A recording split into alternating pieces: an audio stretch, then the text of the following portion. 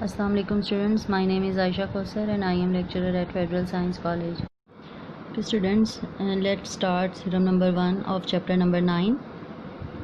मैंने आपको पहले भी बताया था कि इस चैप्टर से आपके कंपल्सरी लॉन्ग क्वेश्चन आता है, ठीक है, जिसमें से आपने इन थ्योरम्स में से कोई एक थ्योरम आपको आता है जो कि आपने लाजमी करना है, ठीक है।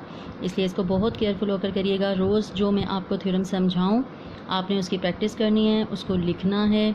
एटलीस्ट 5 टाइम्स आप उसको लिखें, 2 बार देखकर लिख लें और इस तरीके से बाद में फिर आप उसको बगैर देखे लिखें और इसकी प्रैक्टिस बहुत अच्छे तरीके से करें क्योंकि ये बहुत इंपॉर्टेंट है आपके एग्जामिनेशन पॉइंट ऑफ व्यू से, ठीक है। थ्योरम नंबर 1 क्या है? One and only one circle can pass through 3 non collinear points. अब कोलिनियर और नॉन कोलिनियर पॉइंट्स क्या हैं? We have discussed in class 9 के द पॉइंट्स 2 और more than 2 points which lie on the same line, ठीक है। किसी भी एक लाइन के पॉइंट्स, लेट सपोज कि ये P है, ये पॉइंट Q है और ये पॉइंट R है। If this more than 2 points हो गए ना, 3, 4, 5 कितने भी पॉइंट्स हो सकते हैं।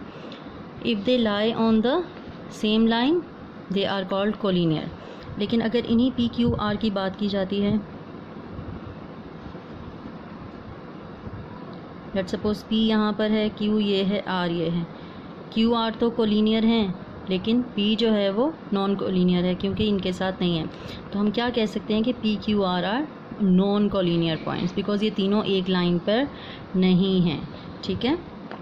और इस नॉन कोलिनियर ये भी हो सकता है कि पॉइंट P लाइन पर हो और Q बाहर हो और एक पॉइंट R बाहर हो, ठीक है।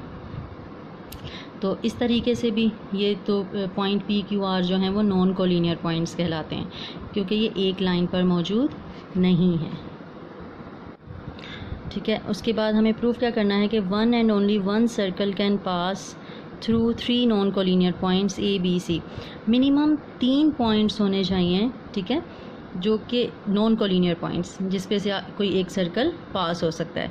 अच्छा, ये जो 3 नॉन कोलिनियर पॉइंट्स हैं A, B और C, इससे सिर्फ एक ही सर्कल पास, यानी कि इन तीनों से, ऐसा सर्कल जो इन तीनों से पास करता होगा, ठीक है, वो एक ही होगा। ऐसा नहीं हो सकता कि A, B और C से बहुत सारे सर्कल पास हो सकते हैं, ठीक है, डिफरेंट रेडियाई वाले, एक ही रेडियस वाला सर्कल इनसे पास हो सकता है, ठीक। कंस्ट्रक्शन में हम क्या करेंगे, आपको पता है कंस्ट्रक्शन कुछ ऐसे स्टेप्स होते हैं जो कि आप थ्योरम प्रूव करने के लिए खुद से कर रहे हैं। कंस्ट्रक्शन क्या है? आपको गिवन क्या था? A, B, C are 3 non collinear points in a plane. सिर्फ आपको एक बात पता है। उसके बाद आपने कंस्ट्रक्शन क्या किया है? Join A and B with C, ठीक है। A को B के साथ आपने ज्वाइन कर लिया और B को C के साथ ज्वाइन कर लिया। उसके बाद draw DF perpendicular bisector to AB and HK perpendicular bisector to BC. So DF and HK are not parallel and they intersect each other at point O. Also join A, B and C with point O. अब इसकी figure को देख लेते हैं, ठीक है। आपके पास 3 non collinear points थे A, B और C, बस सिर्फ आपको ये गिवन थे। आपने क्या किया कि A को B के साथ और B को C के साथ ज्वाइन किया, जो कि आपने कंस्ट्रक्शन में देखा। फिर उसके बाद परपेंडिकुलर बाइसेक्टर ड्रॉ करने, AB का DF परपेंडिकुलर बाइसेक्टर और HK का परपेंडिकुलर, HK जो है वो BC का परपेंडिकुलर बाइसेक्टर। किस तरीके से कि आपके पास कोई 3 पॉइंट्स थे नॉन कोलिनियर, ठीक है, A, B एंड C। आपने A को B के साथ ज्वाइन कर लिया और B को C के साथ ज्वाइन कर लिया।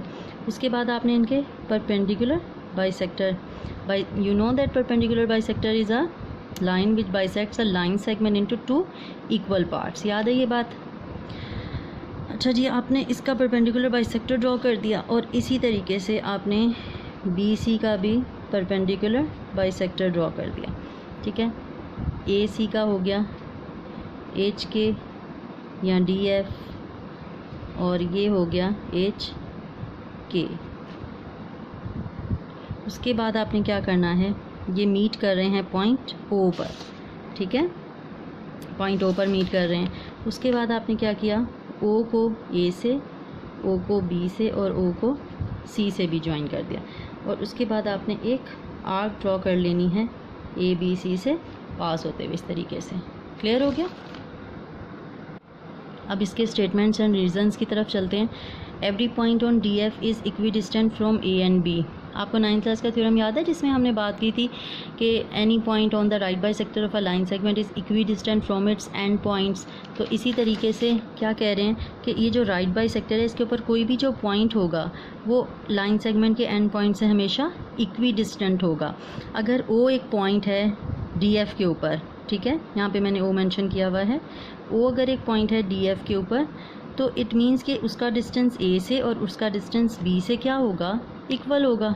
यानी कि जितना डिस्टेंस ओ ए होगा उतना ही डिस्टेंस ओ बी होगा। क्यों? क्योंकि ओ जो है वो right bisector of A B के ऊपर मौजूद है। राइट बाइसेक्टर क्या है? D F. लेट सपोज ये डी एफ है, तो ओ अगर इसके ऊपर मौजूद है तो इसके ऊपर मौजूद कोई भी जो पॉइंट्स होगा इस राइट बाइसेक्टर के ऊपर वो हमेशा उसका डिस्टेंस ए से जितना होगा उतना ही बी से होगा। तो इसी तरीके से यहाँ पे बात हो रही है कि every point on D F is equidistant from A and B. इसका रीज़न क्या है? D F is perpendicular bisector to A B, जो हमने कंस्ट्रक्शन किया है कि ये इसका परपेंडिकुलर बाइसेक्टर है। In particular O A equal to O B, वही जो मैंने आपको अभी बात बताई है कि इसका मतलब है कि ओ ए और ओ बी बराबर होंगे। Similarly every point on H K is equidistant from B and C. इसी तरीके से अगला जो लाइन सेगमेंट बी सी है, ठीक है, इसके ऊपर जो राइट बाइसेक्टर एच के है इसका भी जो भी पॉइंट होगा, every point on right bisector is equidistant from its and points. तो इसके भी एंड पॉइंट्स बी और सी से भी ये इक्वल होगा। इसका मतलब है कि O B equal to O C हो गया। अब क्या क्लियर बात हो रही है? Now O is the only point common to D F and H K. H K और डी एफ दो परपेंडिकुलर बाइसेक्टर्स हैं और ओ इन दोनों के ऊपर मौजूद है। इन दोनों का कॉमन पॉइंट है which is equidistant from A B and C. इन दोनों का कॉमन पॉइंट है और ए बी सी से इक्विडिस्टेंट है, क्योंकि देखें ओ ए बराबर है ओ बी के और ओ बी बराबर है ओ सी के। इट मीन्स के ओ ए, ओ बी, ओ सी तीनों इक्वल हैं। However there is no such other point except O. अब देखें अगर 2 या 3 लाइंस एक पॉइंट पर मिल रही हैं, ठीक है, तो वो एक ही पॉइंट होगा, एक से ज़्यादा पॉइंट्स पे कोई इंटरसेक्शन नहीं हो सकता, ठीक है।